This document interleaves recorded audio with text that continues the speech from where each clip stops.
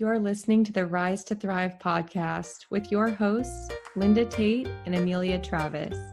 Rise to Thrive is your life resource for manifestation, wellness, and abundance. Tune in weekly so you can thrive daily.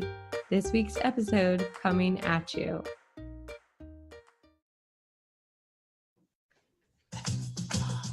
Gotta have faith. Faith. I gotta have faith. Baby, faith. What's up, Rise to Thrivers, and welcome to an episode on faith. You're here with your loving and faithful podcast co-hosts, Miss Linda Tate and Miss Amelia Travis. What's up, Linda? Hi, Amelia. Great to see you today. Oh, it's good to see your shining face. And it's good to see all of you listeners in our imagination. We're imagining you right now. And we're just so stoked to bring you this episode and to talk to you about faith. What is it? Do you have it? Is it important? And how is your faith or lack thereof affecting your life? Yeah, this was laying heavy on my heart today. And I just think that sometimes in life, there are different seasons and times where it can feel overwhelming or just a lot going on. And there can be that pause and the kind of, what the hell is this all about? And what's this all for? And I'm sure that I'm not alone in that thought. And I thought, well, let's jam. Let's jam about why we wake up every day. Yeah, man. Faith is, for me, like the steady vessel that has carried me through the stormiest seas of my life. And when I say that, I don't necessarily mean a religious faith, but I just mean the belief that there is goodness out there available, and really that there's goodness in the foundation of our being, that we are continually supported, and that there's a purpose behind everything that's happening. And that even when it's really hard and feels really dark, that it is unfolding for our highest good. We may not always be able to see that at the time, but I do have faith and believe that we're provided the lessons that we agreed to and the lessons that we asked for at like a soul level. What do you think about that? I agree with you. And it's like, when I first heard, and I didn't hear this my whole life, but like the idea that life is always happening for me, it was just like, like the pressure's taken off. Like life's always happening for me. And that means like on the shittiest day, life's also still happening for me. And in that became all these different lessons, because it's like when that is happening, where it's like the bad day or the really tough time or the dark season, that's also happening for me. And it's funny because a while back, I had this idea where had I fully captured the lessons from the dark times, and so I actually wrote like my most challenging life experiences down, the lesson, and was like thankful for that. And that was a real like faith enriching exercise. It was a great episode. It was a great episode. I love that episode of my life. Can you imagine if we like perceived every day of our life is a new episode? Happy new episode. Yeah. You know, that's funny that you say that about the first time that you heard that it resonated with you and it felt good, because I'll be honest, that I think the first time that I heard someone tell me like life is happening for you, I was like, seriously, get the fuck out my face right now with life is happening for you. It probably was presented to me at a time where it certainly felt like life was happening to me as opposed to happening for me.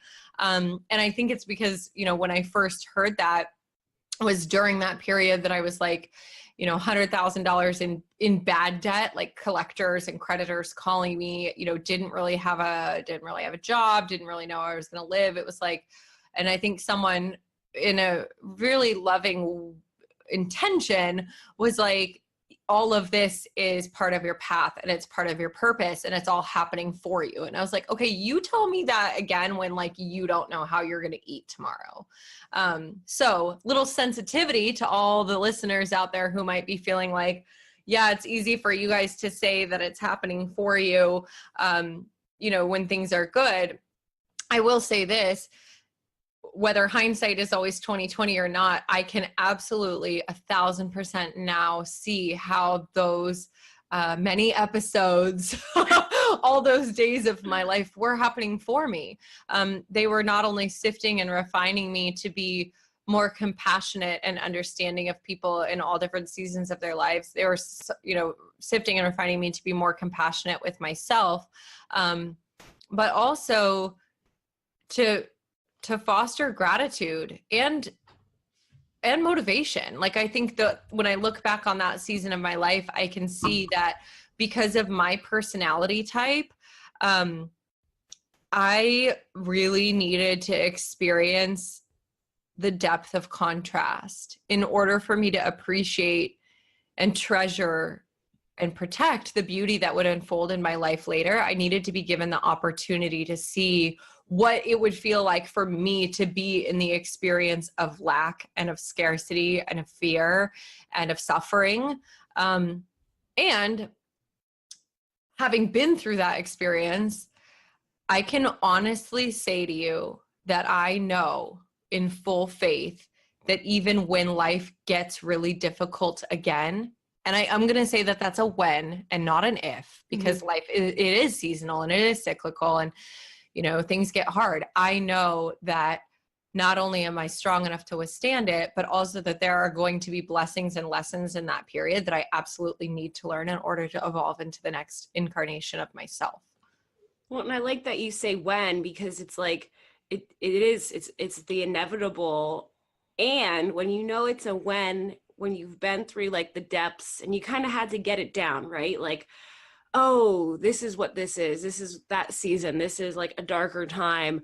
And then when it happens again, you have almost some foresight or some understanding or like pattern recognition of like, oh, this is a darker season, or this is depression, or, however you sort of self-define that. And it might be a quicker turnaround time, or you might be able to like come to faith much faster. And that's been my experience. Is it's not just sunshine and rainbows every day. And when there are these periods, and the most recent was probably 6 months ago, and it was like a period of about 2 months, and towards the end of the 2 months, I was like, oh, I think I'm a little depressed right now. And I was able to recognize it. And someone might say that's actually not that fast. It took 2 months to realize it feels fast for me. And then when I did that, it was like, oh, now it's time to like support myself better and like start snapping out of it. It's like, as soon as I realized that I could snap out of it and look at like, why did I feel that way? And it was much more pleasant experience than some of the darker seasons many, many years ago. Yeah, I think I think faith enables us to be able to identify a little bit less with the experience and a little bit more with the continuity of self, the continuity of our being, whether that's through our connection to a higher power or whether it's actually faith in that higher self or highest self. I think I can really relate to what you're saying, because likewise, last August, September, October, I went through a period of pretty severe anxiety and depression that felt like it didn't have a root. Like I was like, why am I experiencing this? And not being able to identify the why was difficult for me. I think part of what had happened is, I had been working really hard on putting together the spirit-led yoga teacher training for about a year, and had a lot of, I guess, a sense of expectation that then once that happened, once that was done, that I would somehow be clear on like what my next steps were, what I was supposed to do next. And there was a lot of energy that was poured into that. And then when it was over, I felt nothing. Like I felt no clarity and no idea what I was supposed to do next. And I think I felt sad that, I don't know, somehow I didn't have this massive realization or epiphany. And I think I was also working through my own spiritual refining and understanding of like, what is my faith and what is my spirituality and how much agency and autonomy I have in that. But what was interesting was that I was fully in this experience of depression and anxiety. And for the first time ever, instead of identifying with it, I was able to witness it. So I was in it, but I was also like, yeah, I'm in this depression and anxiety. And I know that there will come a day that I'm not in it anymore. And today's not that day. And it stayed being not that day for like 3 months. So when you say, yeah, it was 2 months and that felt like, is that a long time to stay in something? I don't know. But Yeah.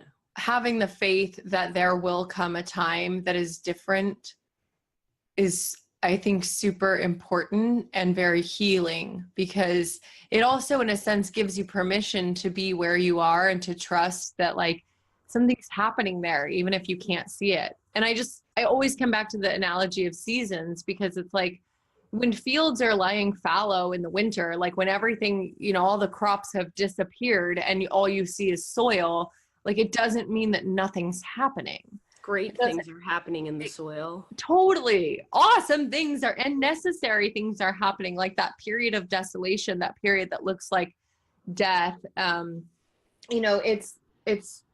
It's not nothing. It's just that the work is happening underneath. The work is happening down in the dark and in the soil. And without that period, like you won't come to the time where there's the new shoots and the new blossoms, and then you won't come into the full, lushness of summer. And every season has its purpose. So I think I look at like my emotional and mental health life as seasonal also, and can now recognize like when I'm just in a winter and can be okay. Like it's winter, and that I don't need to now add on judgment on top of just the fact that it's winter. Yeah, like when it's winter, like outside, I mean, unless it's like Game of Thrones land where you're like, is winter ever going to end? You know what I mean? We're not in Game of Thrones, you guys. We know winter is going to end eventually. It was actually, for me, I left my job in September, and then it was a Christmas party over December, and I'm supposed to go to the Christmas party, and I have like a full panic attack meltdown. And that's when it hit me. I'm like, oh, this transition's been hard. Like I'm in it. I feel depressed. And it was within that week, like I think when I had the understanding that that's what was happening, and New Year's Day, I woke up and I felt like 100 pounds had fallen away from me, and like I could see sunlight again. It was really like viscerally charged. And when you're talking, what I'm hearing for me, it was like I was able to witness, like you said, and then not judge, like allow myself to be in that and like nurture myself more. And it kept that faith. And then, things started shifting. My confirmation Bible verse when I was a young girl was, if you have faith like a mustard seed. And I forget the rest of the Bible verse, but I'm sure my mom will tell me it after lessons. But I always remembered like having faith the size of a mustard seed. That's so small. It's like as small as something could kind of be. And it's like you said, it doesn't have to be, it could be a faith in life. Like that's something that really has resonated with me. I'm like, oh, I woke up, I have breath, like life is happening today. I'm in life today. Let's go, life. And so whatever resonates faith wise. Yeah. One other Bible verse, if you guys are Bible lovers, you'll dig this one. Jesus says to a woman after healing her, he says, your faith has healed you. Go in peace. And if you pay attention, he actually says stuff like this a lot, where it's like, what, if we really took that literally, what would that mean? It would mean, and don't call me heretical, but hear me out. Her faith had healed her.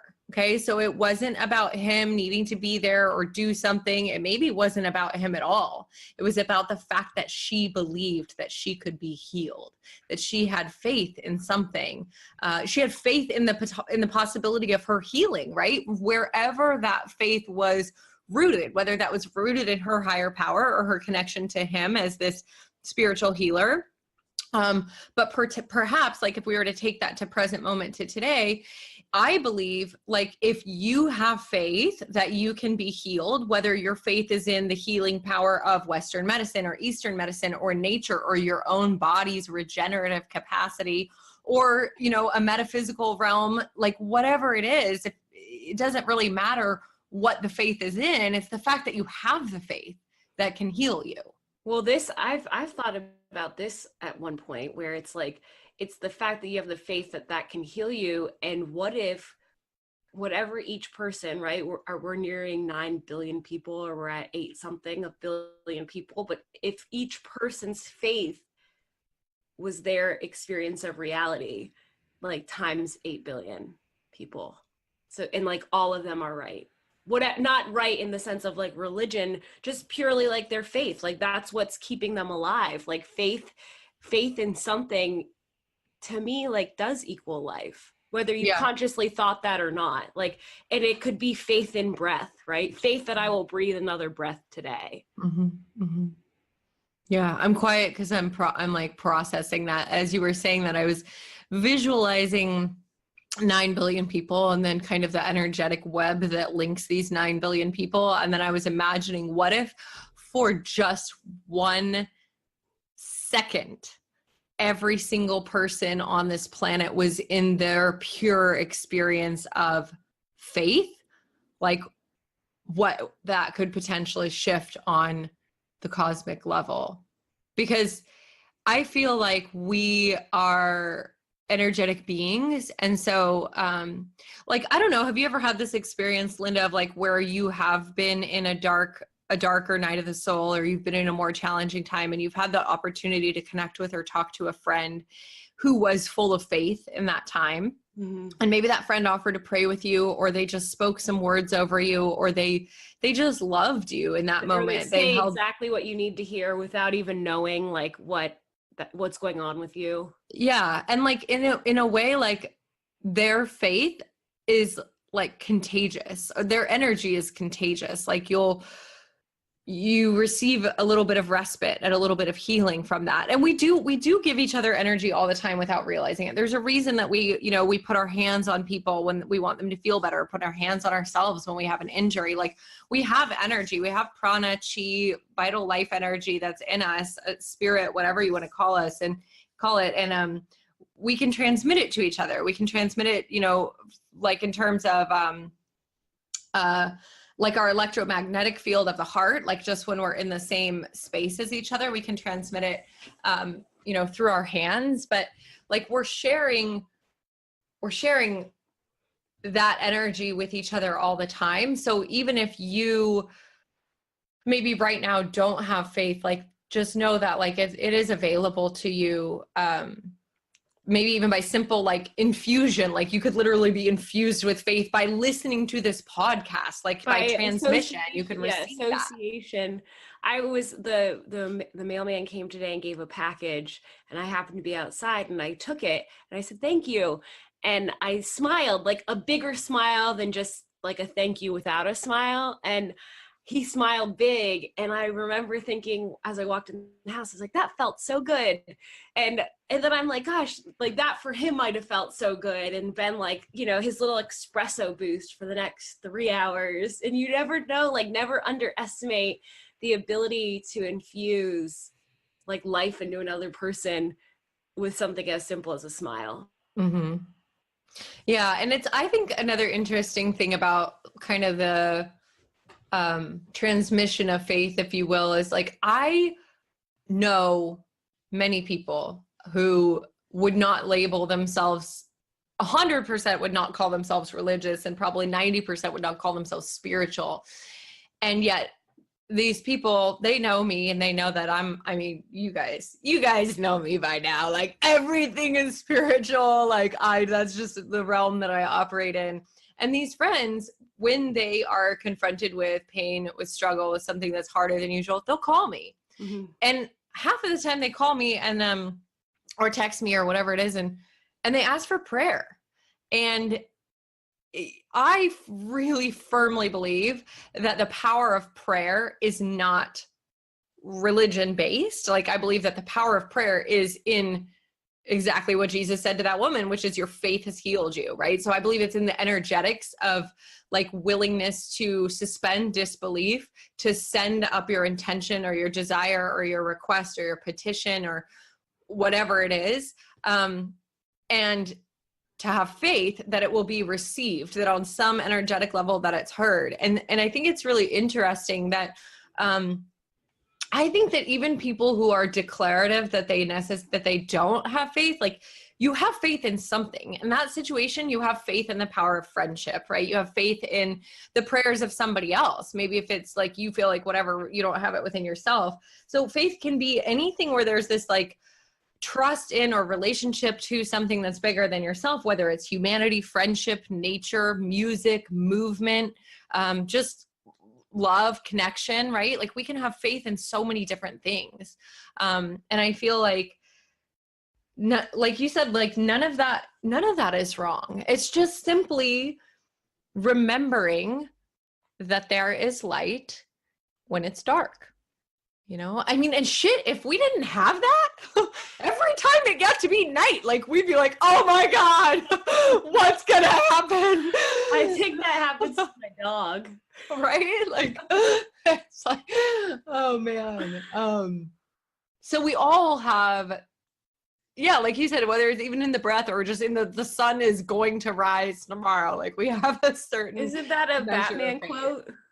I don't know. Is it? I think so. The sun will rise and the sun will rise in the dawn. There you go. Batman. For all of our listeners who are Batman fans, you can let us know. I botched it up. Do you think faith, like this is something I think happens where you may have faith without even realizing you have faith? Like, does it have to necessarily be such a conscious like declaration of having faith? Like back pocket faith, just literally like you wake up and life's there again, that type of faith. Like, do you think it's a spectrum?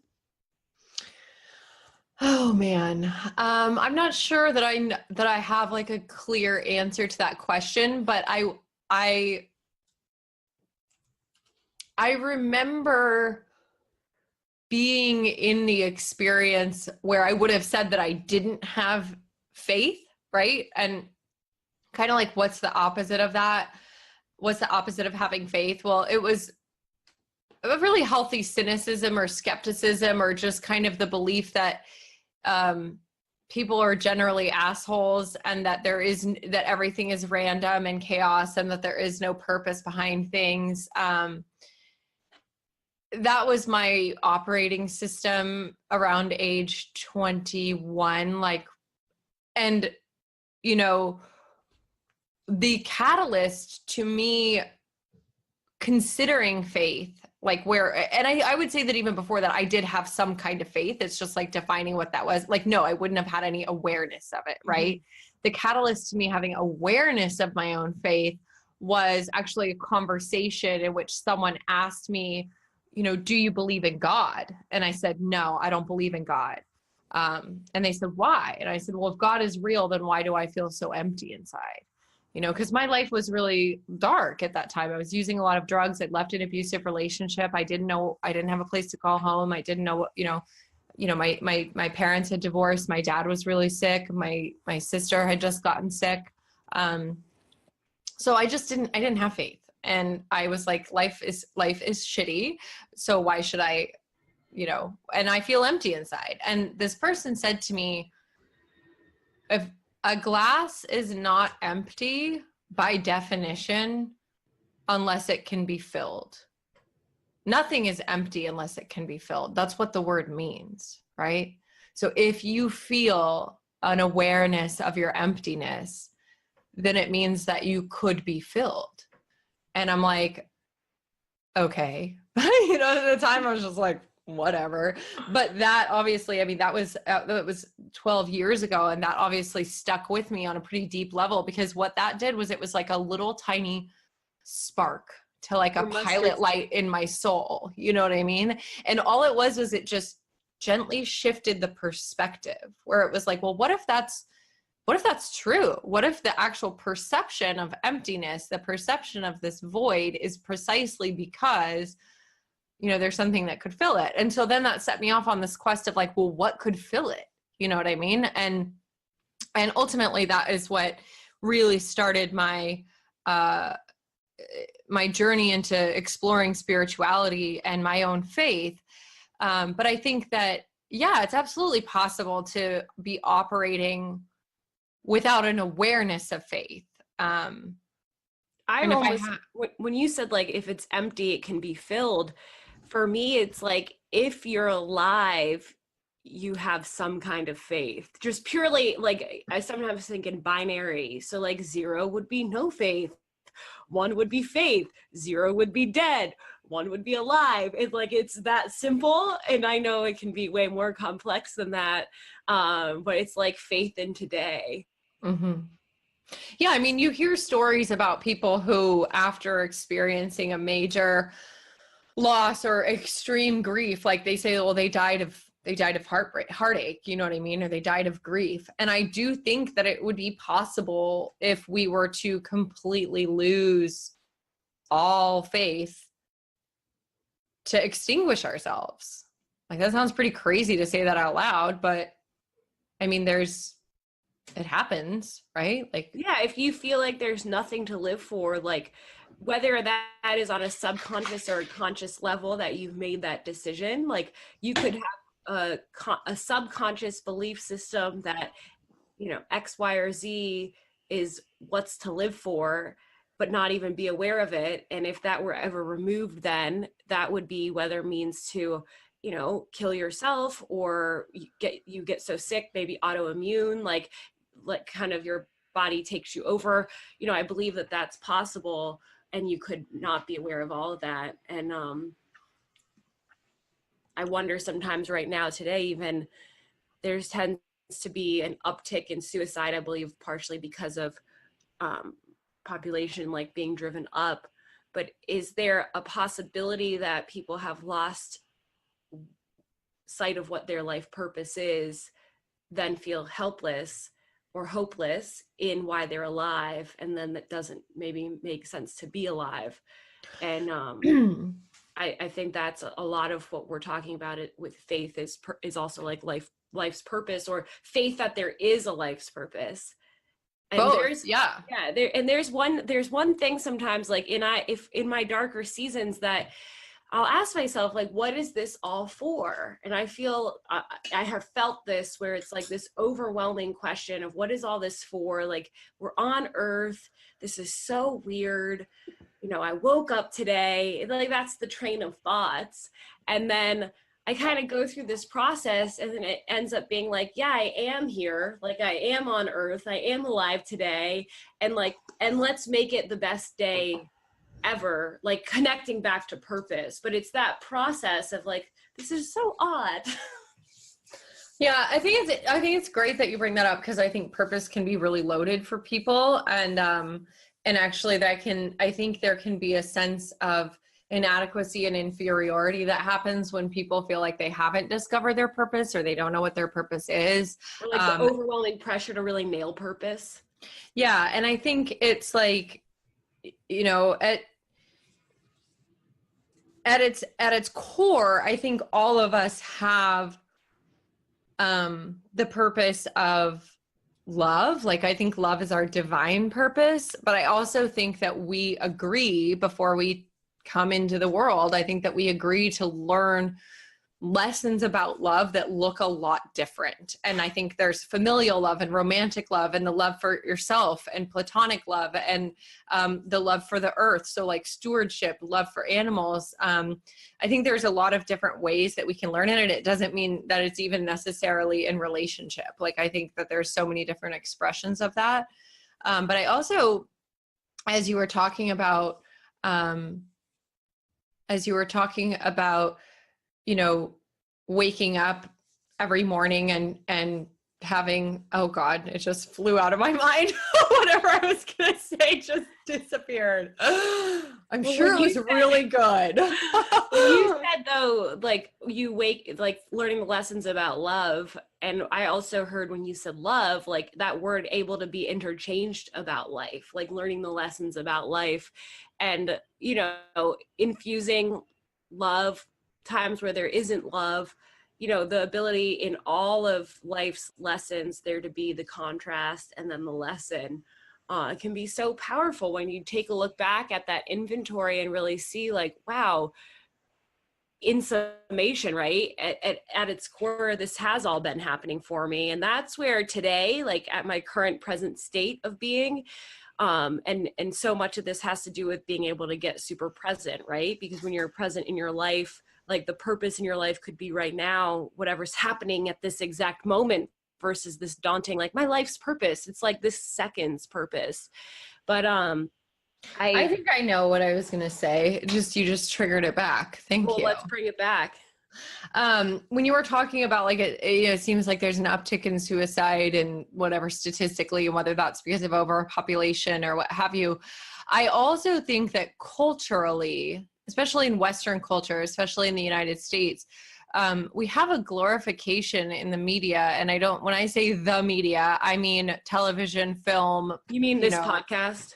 This podcast, not this podcast, everything else. No, I'm just kidding. But a lot of media, there is kind of a pervasive undercurrent of like glorification of violence and like that helplessness and hopelessness. And I want to get like a specific example that I think is really dangerous.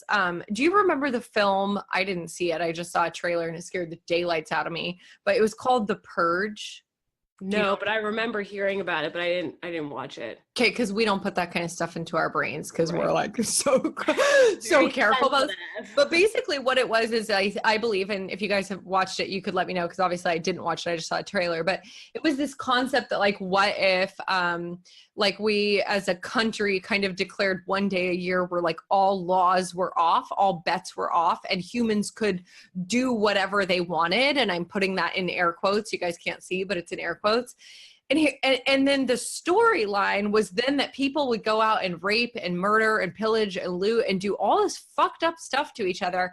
And I was so disturbed watching the trailer because I was like, why would we decide as a collective that if we were to remove the restrictions of law and order, that humans are inherently violent, harmful, like wanting to perpetrate horrific acts against each other, wanting to steal from each other? Like, yeah, these are aspects of the shadow side of being, but I really believe that on a core level, on a foundational level, if you let people basically just do whatever, like they would pretty much like take care of each other and themselves. Even and more, earth. like you. I think even more, yeah. It'd be even more, because there wouldn't be like the restriction or like, you know, whether it's like the monitoring. I think it could be even more. I mean, this is a question, and I think like can get into a really deep conversation around, you know, capitalistic society and what the foundation of that is based upon, where there's like competition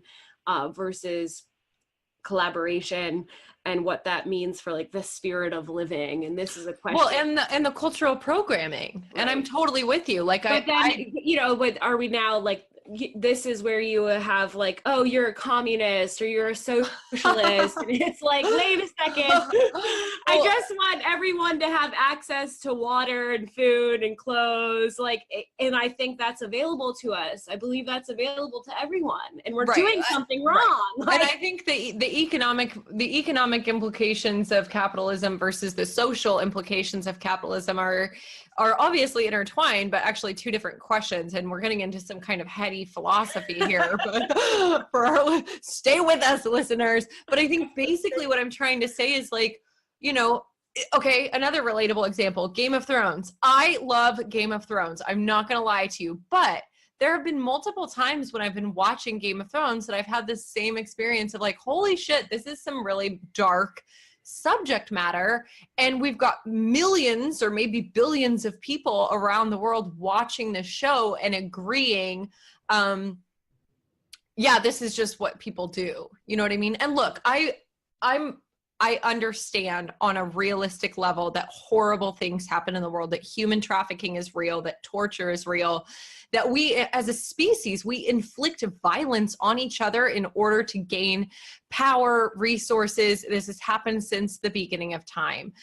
However, what I want to call into question is like, if what we emphasize and what we think about and what we focus on grows, then how much are we contributing to the growth of these shadow aspects of our being by just like constantly programming it into the media that we consume, and really creating a society that lives in expectation of that kind of violence. And I think you can look, I think this is my personal opinion, not a reflection of Rise to Thrive podcast as a whole or our sponsors. We don't have any sponsors yet. Yet. But I think that that's a marker of like why we have such significant gun violence in the United States. I think it's a combination of really like lack of faith, lack of purpose, and then cultural programming and desensitization to violence.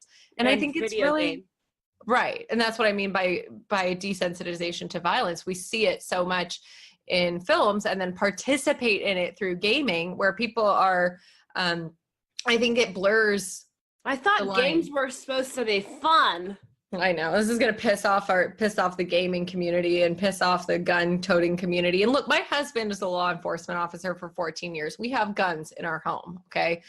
And I'm not anti-gun, but I do believe that, I would also be totally cool with us banning definitely all assault weapons in the United States. Like I'd be super down with that. I don't think anyone needs assault rifles. So so what I hear you saying though through these examples is that you have this, you know, it's an opposite view, right? It's like the dystopian society, and you're saying no, like at its core people are good.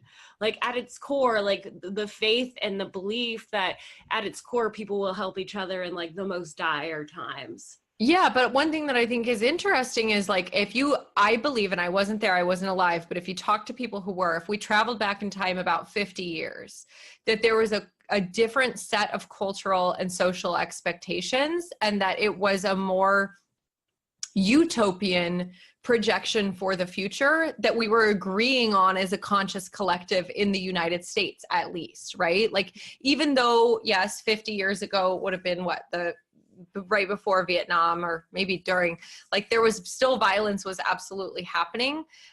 I'm thinking maybe even further back. So like the 50s and the 60s. And you could agree with me or disagree with me, but I think there was like more of a general sense of like, let's be kind to each other. Let's practice good manners. Like you want to be seen as a good person. So you would like take care of your neighbor. That's, you know, I feel like there's more of a glorification now toward the opposite, towards like rugged individualism in its shadow side, where it's like, take care of yourself and like, you know, but I also think maybe we're swinging back the opposite direction as the millennial generation has this recognition of like, we got to save this freaking planet. Like, I think people are realizing we got to look out for each other. Yeah, I kind of disagree, but I think I disagree because I agree with like the swing into like the collaboration. Like I agree. So maybe it was like 5 years ago, I would have said yes, but I do feel like we're like in that swing, even like 5 to 10 years ago, like thinking back to like the roaring 2000s.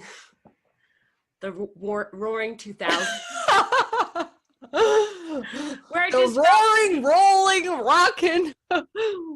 Yeah. That's what it felt like to me. And now it does feel like you hear so much of like collaboration and, you know, just people being like, holy cow, like we're going to have a big issue. I mean, we have water scarcity issues. Like people will not have water. That's not even talking about clean water.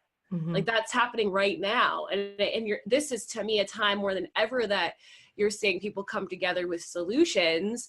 And, you know, the big question, and I'm just going to say it, whether it's like climate mitigation or change, is this happening irregardless of the actions of humans, or can we make a difference? This is the big question, I think. But it's like, does it really matter? Like what we do have control of is our actions. And I would want to be someone that, even if it's a small chance that my actions can help make something better, be on that side of the party than the other side that was just sending it into implosion.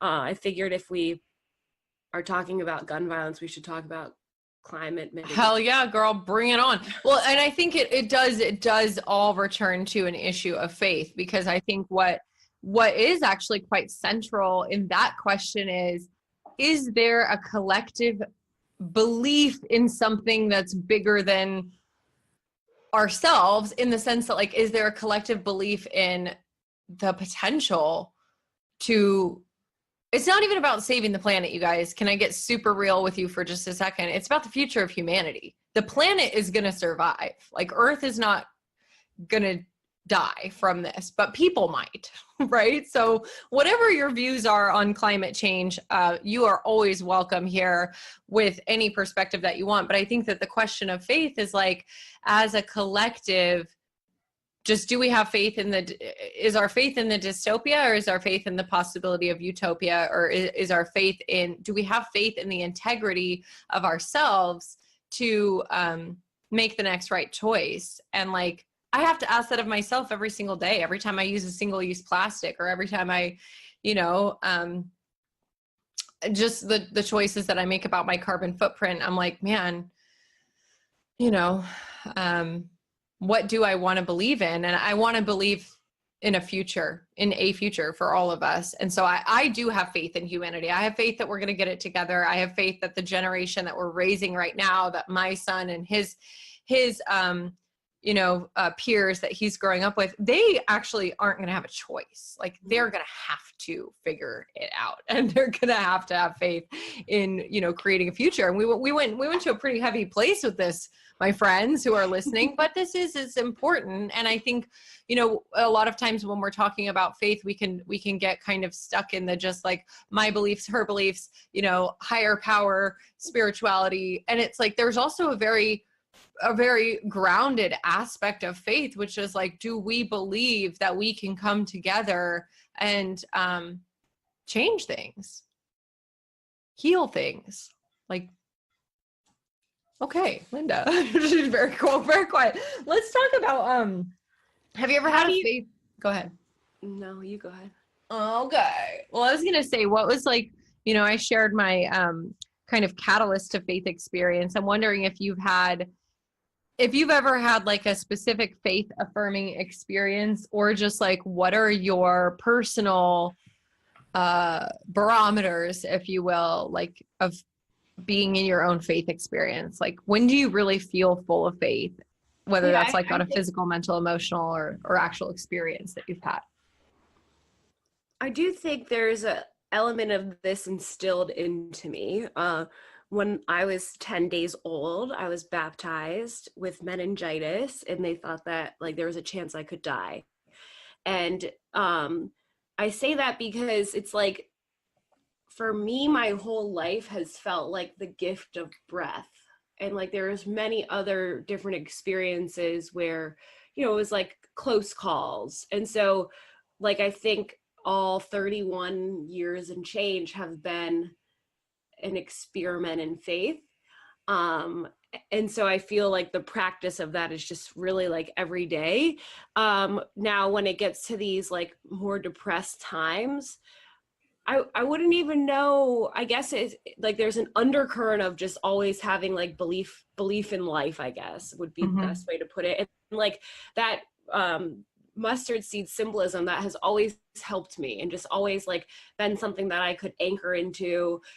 And whether it's, like, praying to God, or journaling, or connecting back to self, or meditation, I would say now it's, like, definitely, like, a deeply rooted meditation practice. And in that, like, uncomfortability of the unknown, it's like the trust that, what's being worked out is being worked out, and, like, in the moment, and knowing that it's gonna all, I mean, this is real time. Like, yesterday for me, I could feel that, like, at max capacity. I just needed a break. I needed to unplug. I needed some, like, uncharted me time, and I wanted to get some work done. So I put the phone away. I got my computer out. I got a magazine, but I could notice these, like, swirling thoughts and what if thoughts, and, like, all these questions. And I could feel myself just, like, breathe and be like, everything is cared for, everything is taken care of, like, relax. And I would say, to answer your question, then the biggest shift for me is, like, noticing, and then being, like, a friend to my thoughts. So when they're getting out of control, like, being able to breathe and just say, like, it's not even like, you got this. It's just like, whoa, like, is that even helpful thinking? And it's like catching myself in that story. And so I was just really like observing all that. And by the end of the day, I was like, oh gosh, I really needed that unplugged time. I'm so happy to have had that. And everything that I was feeling was completely real, like business questions, money questions, stress questions, life questions. But it was like me stacking all of that and then being able to unplug and like, no, like, really like that helps me so much. Life is happening for me. Like it's cared for. Everything is cared for. And I've always had this like sort of twisted, it's something my brother and I laugh about, but it's like the backup plan. And it was always like, if I just always had to make sure I had the $300 to fly somewhere to like, it used to be a bartender, but now it's like to be a chef.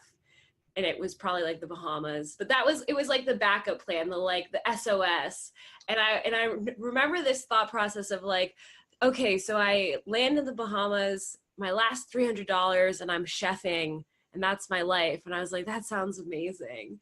And, so in that story that I've told myself, I call it the worst case scenario. Like my worst case scenario is amazing. Mm-hmm. And then I'm just like, okay, let's go for it. Like reach for the stars. And I encourage people to like kind of build out what could their like best worst case scenario be, so it doesn't feel so scary, and like the failure, any of the fear of failure becomes like obsolete because it's all gravy. Yeah, I think too, if you're looking to create or cultivate more faith in your life, one thing that I think is really helpful is to take inventory of your own spiritual experience. And so what I mean by that is maybe like sitting down and without any judgment, like literally just free writing or even just sitting in contemplation of this, like ask yourself, what does higher power mean to you, or what do you have faith in? And knowing again that could be as simple as like breath, the stars, Butterflies. science, right? Butterflies, whatever it is. And then asking yourself, when you feel most connected and aligned to that faith, what sorts of things are happening? So are there particular activities, people, experiences, thoughts, words, songs, whatever? Are there certain things that help you feel most connected and aligned to that faith? And then also, asking yourself the flip side, what sorts of circumstances, situations, people, etc., make you feel most disconnected and most out of alignment with that faith or with that spirituality, with that kind of experience? And after you take that inventory, getting clear on like, what are a couple concrete things that you can do that are easy, that are simple, that are free, that you can do daily or, hourly or weekly or whatever it is, but to like anchor back in to your own faith. And so for me, it's pretty simple stuff. It's breathing, it's movement, it's nature, like specifically the ocean. Like if I'm really sucking, like if I go surf or I go paddle, that helps. A walk, like literally going outside and taking a walk helps me reconnect. Intentionally serving somebody else. So like, I've said this before, but if I'm struggling, you'll see me say, who out there is struggling? How can I support you? How can I pray for you? Because I just know that by getting into the place of service, like I will find my faith again. Like I'll feel better. I'll feel connected. I'll feel aligned. And so I think taking an inventory for yourself of like, when are the times that you felt really connected and aligned? What sorts of things are going on? And then is there room for you to cultivate some of that in your life? And also figuring out your own barometers. So like Linda, you said for you, it's like full body chills. Like when you get the full body chills, like, you feel really held and that there's like, it's like confirmation from the universe or from God or from your highest self that like you're where you're supposed to be. And that's absolutely 100% mine too. Chills all over my body. It's like, I say Holy Spirit's just all over me. All up in my grill. Yeah. And I get it with deja vu. So like when I experience deja vu, I feel like that's a sign that I'm on the right path. You mentioned synchronicity earlier, or like when someone speaks over you words, or they send you a text or whatever that you just really needed to hear and maybe they didn't know. It's just as simple as like, you wanted to meet someone and they're like, oh yeah, the next person I'm talking to can introduce me to them. And it's like, you couldn't have even made that up. It's like when the feeling of things too good to be true and just like the blessing of that. Any kind of signs? So like for me, you know, what they call angel numbers, 444, 111, 1111, those are mine. And Right. Oh, I was like, it's right now it's 342, but I thought spirit animal or covenant sign. So like for me, pelicans are like my thing. And thankfully I live at the beach. But when I see pelicans, I'm just like I'm kind of silly. Like I'll count them and like however many I count, like that's when I'm surfing, however many I count, that's how many waves it's going to be until I get a really good wave. Or if there's no waves, like when I see them, I count them. And then I'm like, okay, there were 7 pelicans, which means a week from today, like something incredible is going to happen. And then I go right into gratitude and I'm like, oh, thank you, God, that something amazing is going to happen in 7 days because of these pelicans. And like, yours don't have to be like that, but like asking for signs, right? Like, I think that, when I first started to come into relationship with my own spirituality, one of the things that I sent up through the hotline, through my prayer was like, check it out. Like I need stuff to be really obvious. So I'm going to need like neon signs, flashing lights. I'm going to need you to literally like hit me over the head with the truths. If, you know, if I'm going to have this faith, like if I'm going to believe, I'm going to need it to be really fun, really easy, and really freaking obvious. Right. And that's exactly what I get, because like that's the declaration that I set. And so that I'm looking for that, you know. How do you feel about signs? Are you a believer in signs? Yeah, I mean, one of the weirdest, I was in a car accident and the girl's name was Grace, and I think she was an angel. And ever since that car accident with this girl's name, Grace, like I see Grace everywhere. And I just feel like it's just so held. At a certain point, I don't remember exactly why or when, but butterflies and dragonflies came a part of my signs. And it's that same feeling of like when I see a butterfly or like butterfly prints or a funny, like, you know, I was walking somewhere and there was a weird butterfly blanket. It's like I start laughing because it just feels so right. And I just know. And my numbers are 2, 7, and 11 and 17, but you know, like the combination on it just it's like that feeling of like on the right path. And I think too, whatever you whether come into agreement or decide those signs to be, like they start coming for you, they start meeting you there, and it's fun to play with if you want to. Yeah, Front row super fun. front row parking spots. Oh yeah, manifested. Share our book club book for today. The book club. What's up? It's time for the book club. Popping off on this week's book club. Tell us all about it. Eckhart Tolle's A New Earth, Awakening to Your Life's Purpose. Also part of the book club for Oprah. And I read this before I read The Power of Now. It really, I like that one better than The Power of Now. Yeah, I hear that a lot from people. And I think why I like this book so much for me is it was my first introduction to like me choosing suffering and me choosing like that attachment to, and then knowing that there's another option and tapping into like what can purpose mean to me in conjunction with living in the now. So check that out. If you'd like to, listeners, we invite you. Check it out. You must read A New Earth. No, seriously, guys, it's a really good book. It was pretty. I remember the first time I read it, I was like, you know how sometimes there's books where you're just like your highlighter or your pen, or if you guys are a bookmarker upper, I will write all over my books. So if you ever borrow one from me, just expect to find some juicy insights in the margin. But I just like felt like it was underlining or highlighting so much in there and kept having epiphany after epiphany. So highly recommend. So we want to hear from you guys about faith. You know, what's your version of it? What's your flavor? What is your experience with it? Where are you right now? Do you feel like you're full of faith right now? Is the faith right now maybe a little bit more challenging for you? There's no wrong faith, you guys, and there's no wrong answer. So we love hearing from you. Drop us a comment, you know, on Instagram. Let us know what this episode brought up for you. If you like it, please subscribe, leave us a review. You guys, the reviews mean so much to us. Those help us. I don't know what they help us do. They help They help build our credibility. Those help us feel popular. No, they're good. They're good. Review us. We just freaking love you guys, and we appreciate you so much. And we love hearing what you guys want to hear more of on the show. So, yeah, let's connect. Find us on Instagram at Rise to Thrive Podcast, at LilaLife.co, and at Stoked Yogi. And we'll see you guys over there. And make sure to tune in weekly to Thrive Daily. Yay! You got to have faith, the faith, the faith. I got to have faith, the faith, the faith.